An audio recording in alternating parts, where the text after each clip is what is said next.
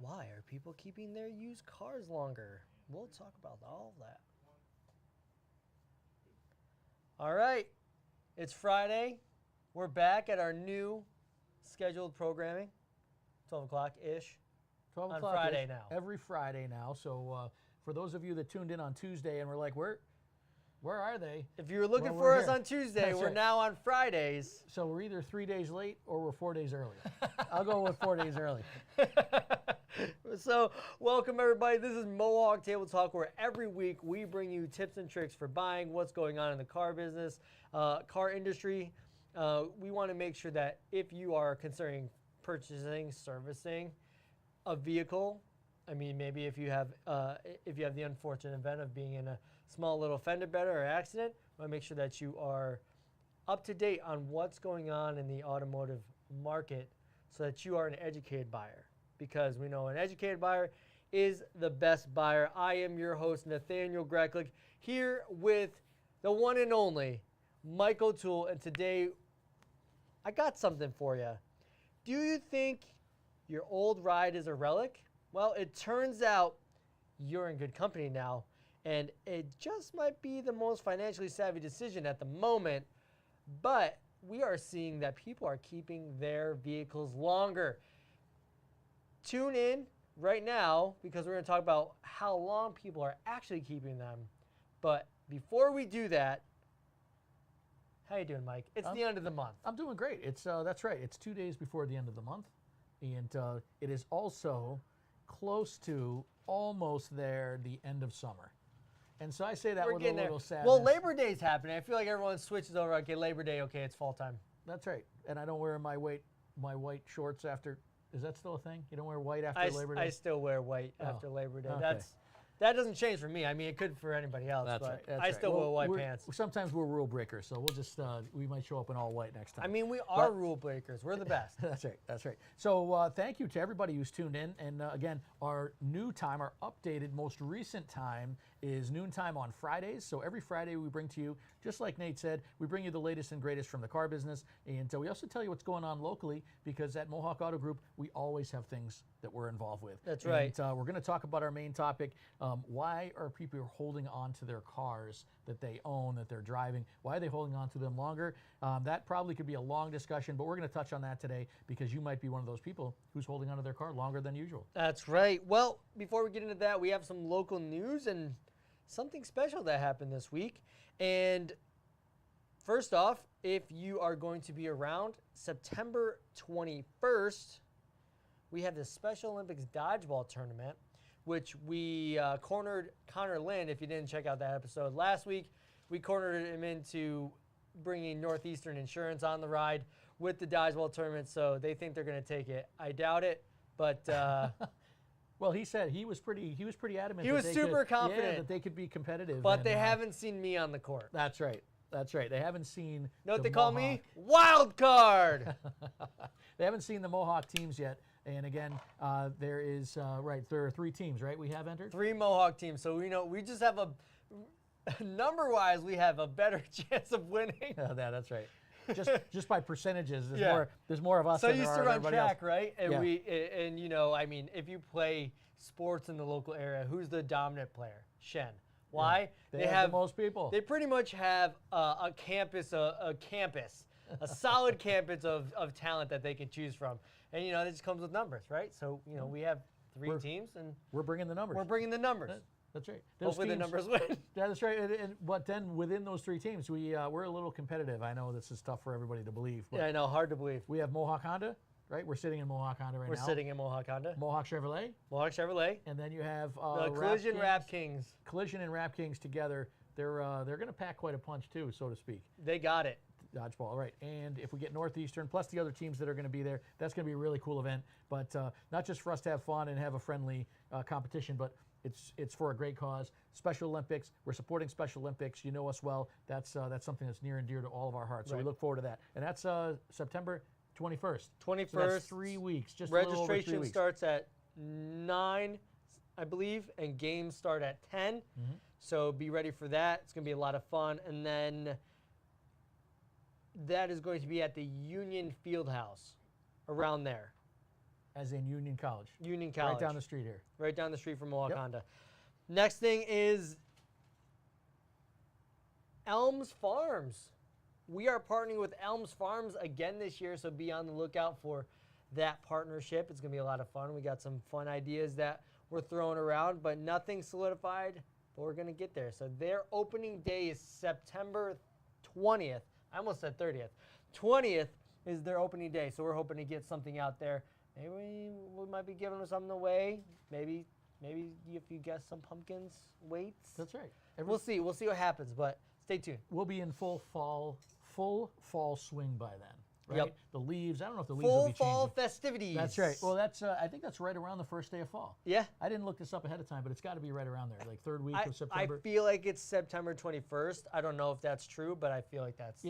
You know, people that like when you're getting close to the end of a season and they're like they're jumping ahead to the next season, right? The people that are already talking about leaf peeping, right? Leaf peeping. And you got the apple cider donuts and the. Are apple you a leaf picking, peeper? We really want to know. right? Well, I think people come here, right? We're in the foothills or the southern do. part of the Adirondacks, and people come here from all over the New York and New England just to come here to see the leaves. The leaves. Do you think it's kind of weird people come around and look at dying leaves? That is, yeah, when you think about it, right? When you break it down, they take a whole day, they take a whole weekend, and they come up just to look at dying leaves. Look at dying leaves. Right. Leaves that are supposed to be green, but they're orange. It's the twilight of their Their life. lifespan. That's right. Then they go into the ground. But they and are come really back. cool. They are really cool. A lot of cool pictures and all that stuff. And on that note, we have let's see. We're gonna be at Bowman's Orchard. That's right. That's what I was going to Bowman's say. Orchard is the next one. So after this podcast that's live, Jared and I will be bringing down our vehicle. There's already a red midnight edition of the Colorado Oh, wow. at Bowman's Orchard with a humongous light bar, I've heard. And that light bar is pretty bright. Yeah. We actually had one at the finale of the Play Change Challenge. We didn't use the light, although it would have been cool, but I didn't want to kill the battery Yeah. for shooting purposes. So that's pretty neat. Check those out. Support your local orchards. I know I do. It's time. You have to get those. It's not quite apple season yet, is it? Or like almost like. It's like right They're there. I almost feel like ready? they open up around now, and then first 2 weeks. I feel like people sleep on the apples. I definitely do because I get to October like, oh, it's time to pick apples, and like, oh, half the apples are already gone. I'm like, wait, what? Oh, and we didn't plan this. Let me just ask this though. So there's apples and there's pumpkins. Are you an apple pie kind of guy, or are you a pumpkin pie kind of guy? Ooh, I would say I'm an apple picking kind of guy, and I would have to go with pumpkin pie. Really? Okay. And I'm an apple guy, so we have to figure that out. Yeah. If you just said you're going over there later, we're gonna have to figure I out. mean, with apple our pie, friends over apple there. pie in September, pumpkin pie in October. Okay. Yeah, that's true. That's true. Yes. Yeah, exactly. Both. Exactly. Yeah. You can The get answer both. is both. You can get both. Never or, always and. So Bowman's Orchards, local orchard, please support them. We'll be over there. You'll see our vehicles over there, and to probably get you in that mood, even though it's still summer, but we're right at the end. It'll probably get you in that mood. I mean, I feel like everybody at this point in time, pumpkin spice is out. Everyone's transitioning over. People are taking their boats out. It's time. All right, decorating the house and Kids getting are the back corn to stalks school. and- yeah, that's right. So, even though we don't want to, actually, I don't care. I like fall. I'm a huge fan of fall. Yep. I'm a fall fan. Beautiful, beautiful weather. Yep. And signifies we're coming into the last quarter of the year. Yes. Just on the calendar and in sales and service and all that kind of thing. And speaking of that, we had some guests this week, right? We did. We had some amazing guests from our friends over at Cox Automotive. And for those who don't know, we're like, what is Cox Automotive? All of the tools that we use here at Mohawk Honda a lot of them are from Cox Automotive. So when you're coming in and we're like, hey, we know who you are. We know the vehicle you have. To give you that better experience, we have Cox Automotive products. And yours truly here to my right, Mr. O'Toole, was on the interview. So how did that go? It went. Let's interview Mike on his interview from Cox that's Automotive. Right. Yeah, it went really well. And Cox Automotive, some of their executives and their production team, they were here in the dealership talking to some people that use their products, and we're a partner with them. So to kind of even explain further, like Nate was saying, the products that we use are mostly digital. right? So like when you go on our website and somebody wants to schedule an appointment for their vehicle for service, that platform that they use is one of the products that we're partners with them. Gotcha. Also for used cars, like you see our used cars on our site, they look cool. They're all nice and shiny, and the photos are on there and all that stuff.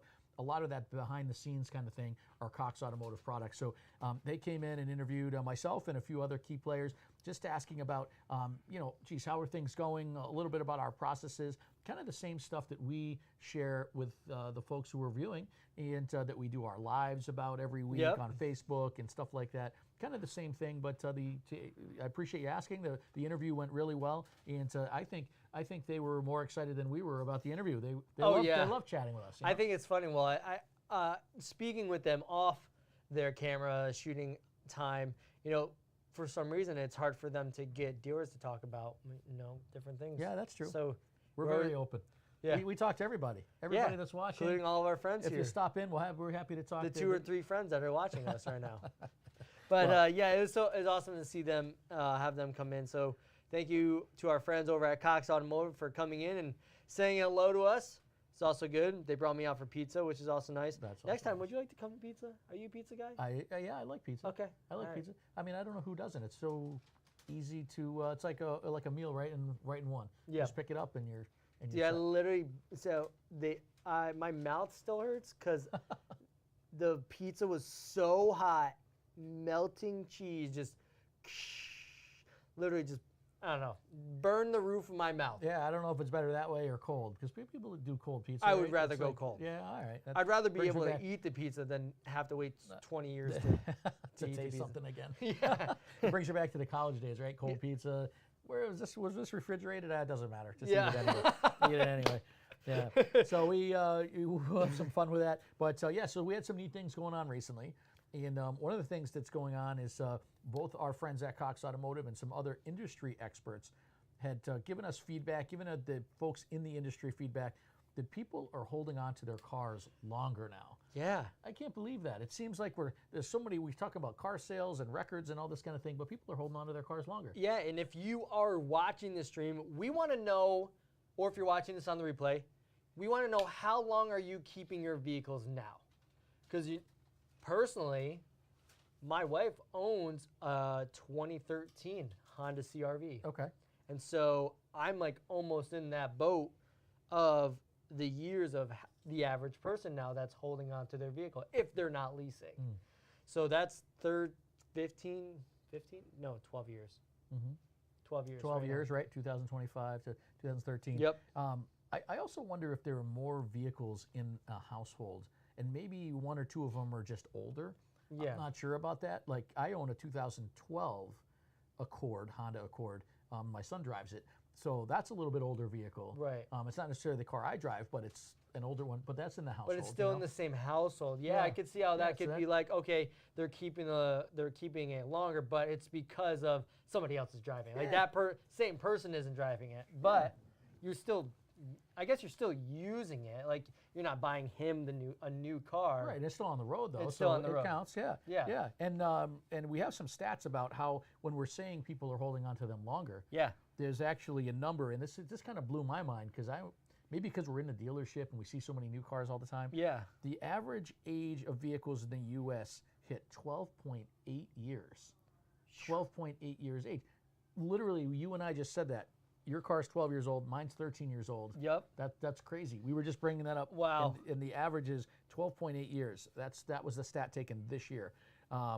With passenger cars, sedans, or passenger vehicles, actually 14.5 years. That doesn't surprise me though, because there's a lot of manufacturers not selling sedans anymore. Okay. So you have to almost keep them longer to have them, you have to go to a small little crossover. That's a really good point.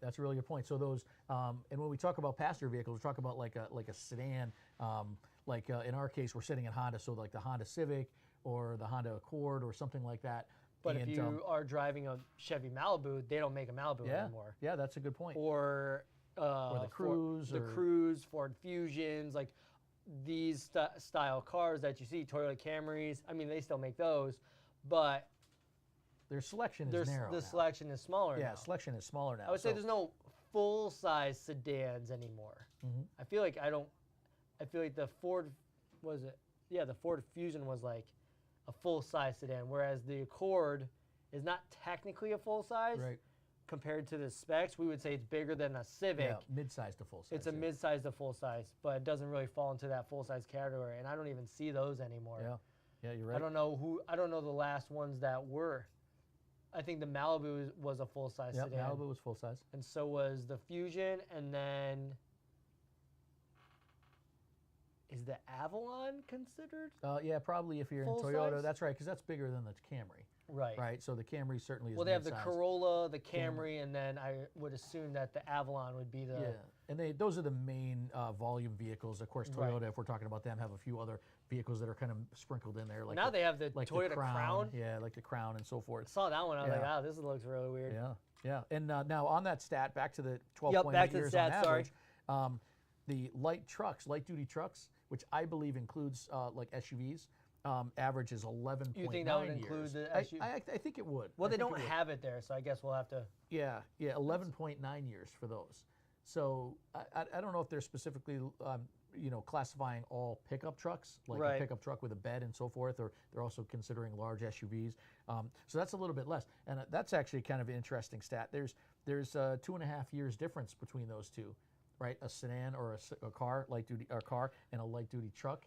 I don't know. That's weird. Honestly, that makes sense to me. Like it depends. Trying to find out what they're including into the trucks. But there's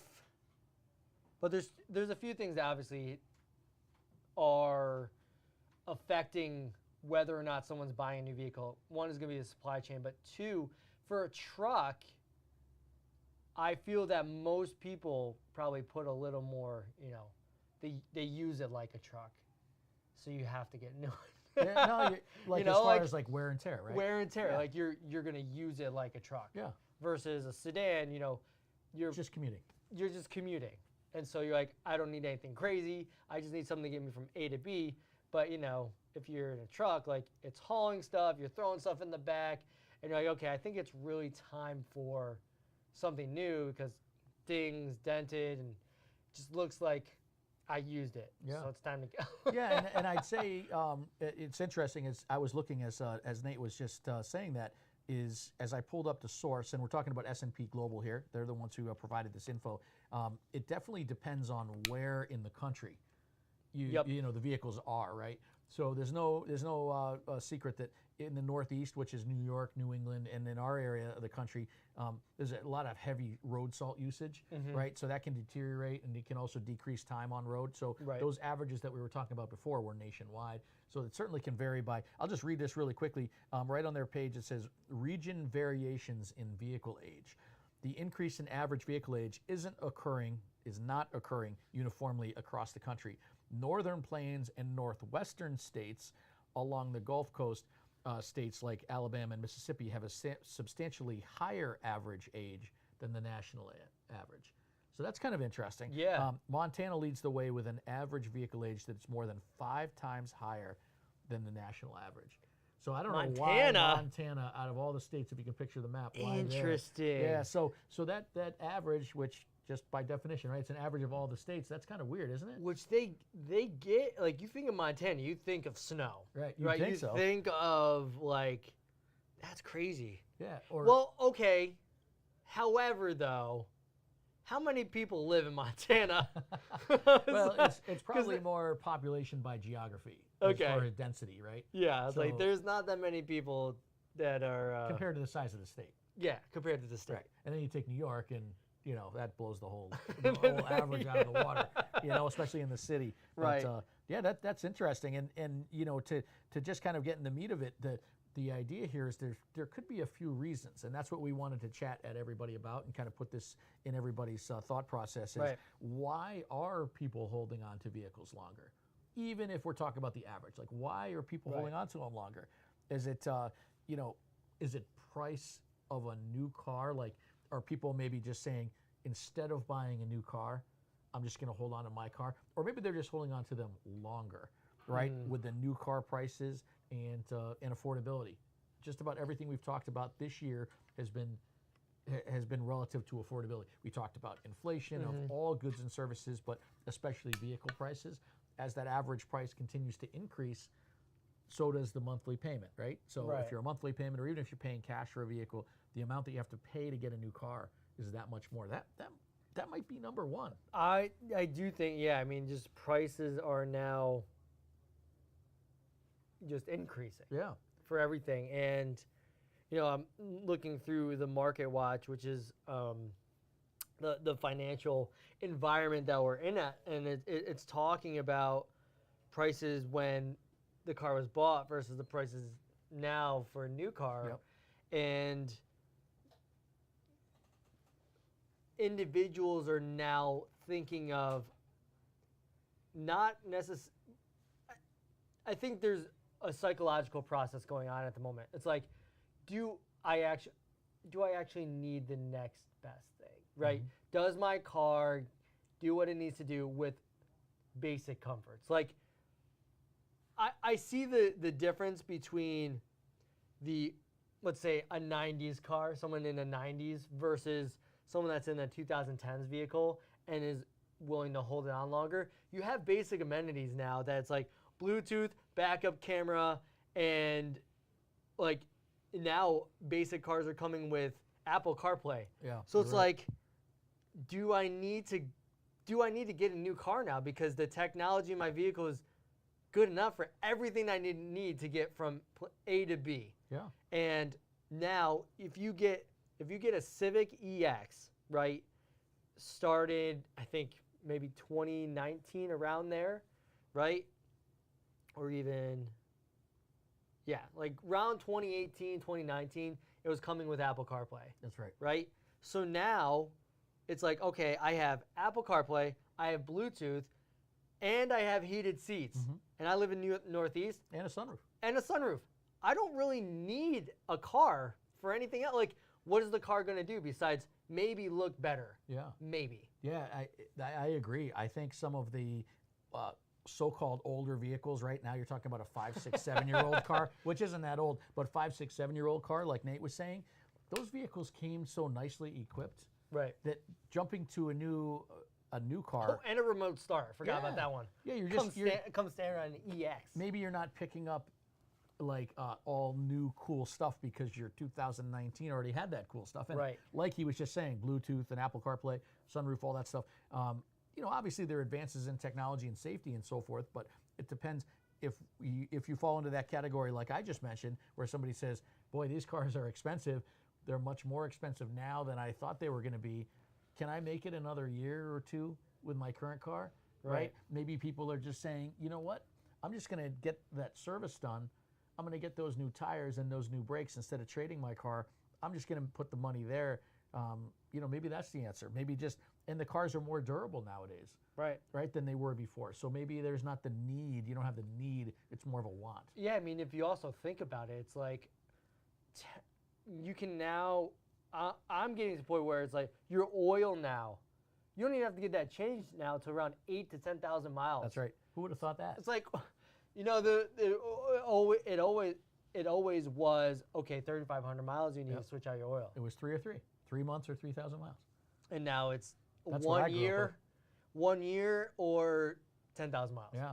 And now you're like, well, that's pretty much a year. Yep. For most people, like 10 to 15,000 is like the range for the average person. Yeah, and that's not because you're neglecting your vehicle. That's because there's been advances in technology of the petroleum. It's been advances in the oil, the synthetic oil, and there's advances in the vehicle itself. Right. You know, they're made to run that way, so it's that actually saves you a little money and time, let alone the fact that we'd love to see you and you'd love to see us, but you don't want to be here 4 times a year, right? Nope. You don't need to do that. So nope. Yeah, so that certainly could have something to do with it. The other part, I'm just reading my notes here about what else could factor into people holding on to vehicles is, you know, as far as the value of older vehicles, the value of older vehicles is actually retained pretty well. And I can only speak for the Chevy and Honda products that we sell and that we take back in. But, you know, people are realizing that if they keep their car 11, 12, 13 years, the vehicles still have some value, Where in the older days, if you kept a vehicle that long, the vehicle had no value, you know? So Yeah. you're able to get some money, you're able to get some value out of those older cars. So if people know that, they say, why not keep Right. it another year or two past what we would normally keep? Do you think that's because of the environment that we're coming out of, right? Like we had COVID, right? So there was a shortage there. Then we had chip shortage, Yep. and then we had the tariffs, Yep. which also is starting to reduce the amount of productivity on certain things because now we have all these companies taking the time to bring everything over and building new buildings here in America to kind of negate that the tariff imposition from the president. But like all of these things are kind of reducing the amount of new cars available. People are going towards used cars, and because of all of this, I would say turmoil, with very loosely, first world problems. Yeah. Well, there certainly were. That was a lot. Yeah, just in the last it's year. just like, okay, maybe I'll just keep my car. Again, it has everything I need. It has all of the technology that I really need, right? I can get to where I need to go and quite comfortably. So I don't think I need a new one. Yeah. And my car looks pretty good on the outside. Yep. So I think I'm all right. That certainly may have to do with it. All those things that we just talked about may be reasons why people are holding longer, and maybe it's not even a conscious thing that somebody sits down at their dinner table and says, you know what, let's just hold on to our car for X amount of years. It may not be that obvious. Right. It may just be kind of part of the lifestyle of, why buy something new if I don't have to? But there's certainly a flip side to this whole thing, that there are a lot of people who are buying new cars. Yeah. Still 16 million plus new vehicles being sold in the U.S. this year. That's the forecast. Yeah, it just keeps rising, right? But really what it is there are more vehicles in operation in the U.S. now than there were in decades past. So the new cars you're still selling about the same number of new cars, but there are also people holding on to their cars. Right. So it's interesting. And as far as how we can help here at Mohawk, we'd love to be able to give you those options. Right. And when we're talking about the age of vehicles on the road, that's kind of two things. That could be that somebody's holding onto their car, but it also could be that somebody, when they're going out and they're looking for a vehicle, whether it's for an additional car for the house or whatever, might just be buying vehicles that are a little bit older. Yep. Right? Maybe buying that 5 or 6 year old used car instead of buying that 2-year-old used car. Right? Yeah. So when you buy that car, in that scenario, that actually increases the age of the vehicles on the road. This is actually an interesting point. So for us personally, here at Mohawk Honda, we typically have aged units that are probably around, my age, I mean like the year model, around, we probably have, I see them 20, 23 and up, right? Do you think this will affect the amount of older used cars we get now? It could. Do you think? Are we seeing any of that at the moment? Are we looking at like a 2021 and thinking, okay, even though it's 4 years old, a 2020, even though it's 5 years old, people are still buying them. So maybe we'll keep it instead of wholesaling it. Yeah, and I actually think that's a good point, and I think there's a good reason for that. I had mentioned a few minutes ago that maybe some folks that are holding onto their vehicles longer are deciding to just complete the maintenance, get those tires, get those brakes, whatever, on their vehicle and hold on to them. Now, when we take those same vehicles in on trade, the vehicles that are older are actually in a little bit better shape, right? And because they're in a better shape, it makes it easier for us to decide to put those out, stand behind the car, put them out on the lot. Right. And in fact, on that note, just before I walked here into the studio, one of the folks here was selling a 2012 Honda Civic. Wow. Right? 50,000 miles, great vehicle and so forth. So that's an example of a vehicle that's a little bit older. Hold a minute. 50,000 miles on a 2012? That's incredible. Do the math on that real quick, right? What was that, 7,000 miles? Less than that per year. Yeah. So that's kind of neat. Like 2,500 miles a year? Yeah, that might be a little unique. That's crazy. But that's an example. So we actually look at Mohawk, we look forward to getting some of those vehicles that people have held on to that they've taken care of, because those certainly could find the next home. And then that also might be one of our listeners looking for that less expensive vehicle. Don't need to add a 2023 or 2024 used car. Maybe that 2015 or 2013 or 2017, maybe something like that might fit the bill.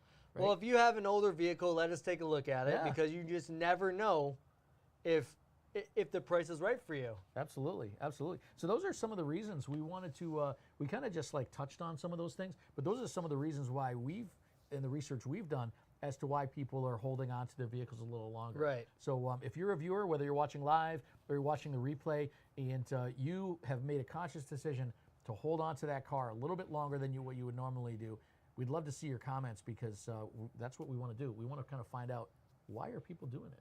Quick segment for you. If you are, maybe you're in that in-between and you're trying to figure out, when should I keep, when should I sell, think of a few things. When you are getting to your maintenance costs, are they manageable enough and there's no major repairs coming up? Think about that versus here at Mohawk Honda, we actually cover up to, was it $1,000 for Right. MXP? Yep, for our exchange program, a reimbursement. A reimbursement. Up to $1,000, that's right. Yep, so if you come in for service and you are maybe in that in-between and you're like, hey, I don't really want to put this $1,000 in, maybe I'll put that towards a new car instead, we are able to help you with that. And then if you are looking and considering selling, consider selling if the repairs cost approachment to the approach the replacement value of an actual vehicle. So if if you're coming into and you need all of this work done, kind of think about maybe it's time to switch. Yeah, it could be. We're happy at either store, with Mohawk Honda or Mohawk Chevrolet. You can connect, if you're already connected with one of our service folks, you can certainly ask them. At both stores, we have exchange folks who work in the Mohawk Exchange program. They're the folks who work side by side with the service team. And if you have any questions about, geez, is it worth it for me to make that repair? Yep. Or should I take that money, if I have to spend it anyway, and look at a different vehicle? We can certainly connect you with some folks who can give you some advice on that, and at least give you some options, because that's what we're here for. Yep. And if you are deciding to keep that vehicle, here at Mohawk Honda and Mohawk Chevrolet, we have the UVI Atlas machine, which is really cool. It basically takes a snapshot of your vehicle and will show you little dents and repairs that could be done to kind of enhance the cosmetics of your vehicle. So you want to keep it longer, that's great.